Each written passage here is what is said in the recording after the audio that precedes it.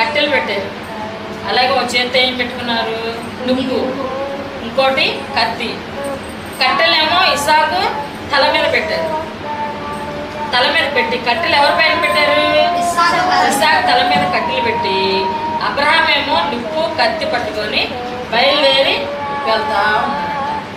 వెళ్తున్నప్పుడు తన కుమారుడు ఏం చేశాడు, ఆయన ఇస్సాకు తెలివేను, నాయన మరి మనం బలి అర్పించడానికి కదా వెళ్తున్నాం, మరి కత్తులు ఉన్నాయి, నువ్వు ఉంది, చేతులు ఏముంది, దహన బలి ఇవ్వటానికి ఏముంది, కత్తి ఉంది కదా, మరి దహన బలికి గొర్రె పిల్ల ఏది నాయన అని అడిగాడు.